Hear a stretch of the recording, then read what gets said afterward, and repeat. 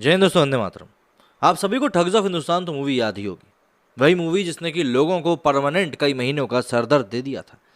वही मूवी जिसने पहले दिन 50 करोड़ से भी ज़्यादा का बिजनेस किया था और उसके बाद भी अपनी लागत निकालने में असफल साबित हुई थी। वही मूवी जो कि आमिर खान की लाल सिंह चड्ढा के पहले आखिरी मूवी थी, जिसके के बाद उन्होंने 4 साल का ब्रेक लेकर लाल सिंह चड्ढा रिलीज करी थी, इस उम्मीद के साथ कि शायद वो ठग्स ऑफ हिंदुस्तान की सफलता को पीछे छोड़कर आगे बढ़ पाएंगे। लेकिन हुआ एक बार फिर से वही। वो कहते हैं ना, इतिहास खुद को जरूर दोहराता है। तो यहाँ पर आमिर खान के केस में तो इतिहास भी इतिहास नहीं बन पाया और उसके पहले ही उसने खुद को दोहरा दिया। आमिर खान की मूवी जो कि करीब 180 करोड़ के बजट में बनी थी, 60 करोड़ रुपए भी नहीं कमा पाई, जहां ठग्स ऑफ हिंदुस्तान ने पहले दिन 50 करोड़ की बम्पर ओपनिंग करी थी। तो ऐसे में लाल सिंह चड्ढा कई सारे मोर्चों पर एक साथ फेल हुई।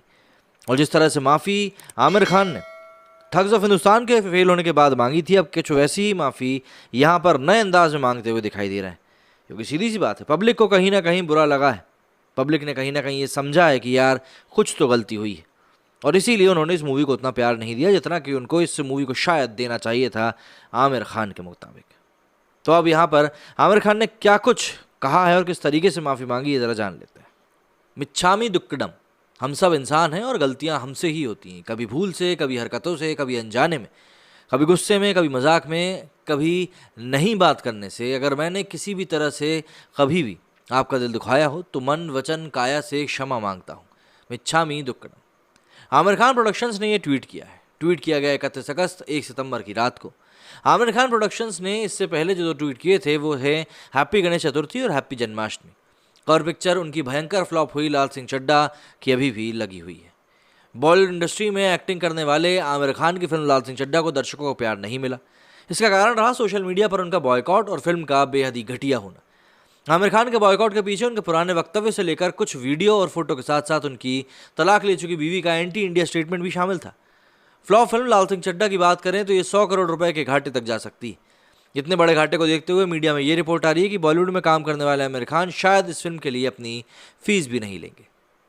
जैन धर्म में इसका उल्लेख है। अगर हम लोग बात करें मिच्छामी दुक्कडम की, तो यह प्राकृत भाषा में लिखी गई एक उक्ति है। इसका अर्थ है कि मैं सभी जीवों से क्षमा मांगता हूँ और उम्मीद करता हूँ कि वे सभी मुझे क्षमा करेंगे। मेरी सभी प्राणियों से मित्रता हो सकती है और किसी से भी शत्रुता नहीं हो सकती। आमिर खान के लिए मिच्छामी दुक्कडम नया नहीं है। ठग्स ऑफ हिंदुस्तान के 2019 में फ्लॉप होने पर भी इन्होंने इसी युक्ति का सहारा लिया था। तब उन्होंने हालांकि अंत में लव ए भी लिखा था। इस बार ऐसा कुछ नहीं लिखा है। इसके पीछे शायद वजह वही बता पाएंगे। लाल सिंह चड्ढा के प्रमोशन के दौरान केबीसी के पहले शो में खुद अमिताभ बच्चन ने वंदे मातरम कहते हुए कई बार हाथ उठाया, लेकिन आमिर खान हाथ लटकाए रहे।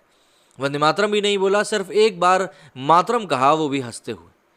यहाँ तक कि भारतीय सेना के सम्मान में सबने खड़े होकर जब सैल्यूट किया था, तब आमिर खान का हाथ ऊपर की तरफ उठा ही नहीं। इसको लेकर जब एक रिपोर्टर ने सवाल किया तो लाल सिंह चड्ढा की टीम ने रिपोर्टर और मीडिया को ही धमका दिया था। सामान्यतः विदेशों में चलने वाली आमिर खान की फिल्म लाल सिंह चड्ढा को भी नकार दिया गया। ब्राउज ऑफिस इंडिया ने आंकड़े गिनाते हुए बताया है कि लाल सिंह चड्ढा ने 15 दिनों में ओवरसीज में $7.1 मिलियन, मतलब करीब 56 करोड़ रुपए ही कमाए। इस्लामी अरब मुल्कों में भी आमिर खान की फिल्म 1.5 मिलियन, मतलब करीब 12 करोड़ रुपए के आंकड़े को छूने में कामयाब नहीं हो सकी है। अब ये सब चीज़ें कहीं ना कहीं लोगों को चुभेंगी, लोगों को दिखेंगी और लोगों को ये चीज़ महसूस करवाएंगी किस तरीके से समय बदल जाता है, और समय जब बदलता है तब फिर इसको कोई भी नहीं रोक सकता। ऐसा ही कुछ यहाँ पर देखने के लिए मिल रहा है। लेकिन जैसा कि हम सभी जानते हैं, ये दुनिया है सोशल मीडिया की। सोशल मीडिया पर जब आप कोई एक बार चीज़ बोल देते हैं तो फिर वो वहाँ पर दर्ज हो जाती है। एक और ट्वीट मैं आपके सामने लेके आता हूँ। ये ट्वीट है 4 सितंबर का आमिर खान का। इस ट्वीट में आमिर खान ने लिखा है, मिच्छामी दुक्कडम।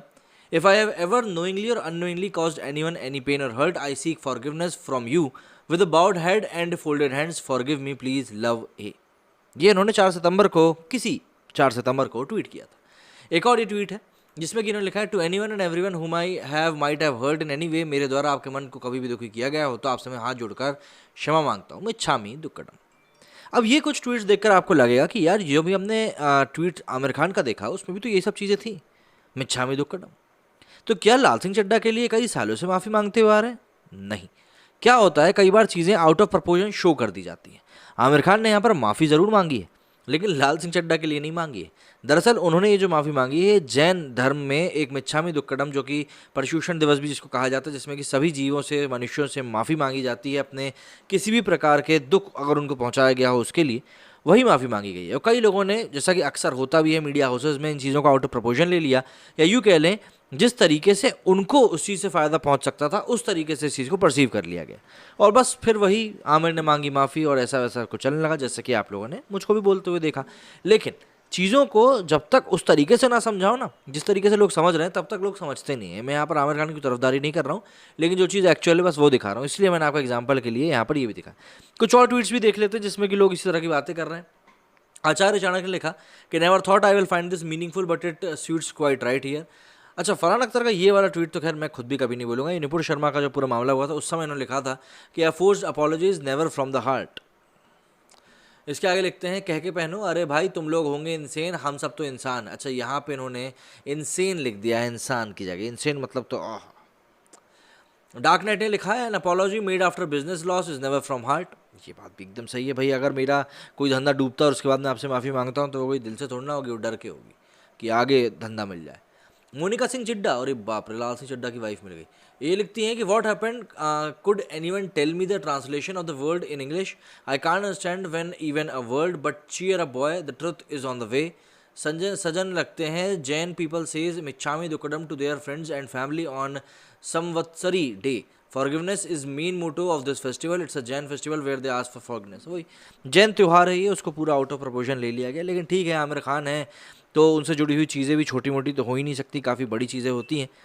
तो ऐसे में लाल सिंह चड्ढा का जो मैंने बताया, जिस तरह से परफॉर्मेंस निकल कर सामने है, जिससे कि इसको पूरा कोरिलेट किया जा रहा है, वो कई लोगों को काफ़ी झटके के रूप में लगा है कि यार आखिर आमिर खान की मूवी है, इतनी बड़ी मूवी है, इतने बड़े लेवल पर बनी है और उसके बाद भी इस तरह का प्रदर्शन करके चली जाएगी, ये किसी ने उम्मीद नहीं करी थी।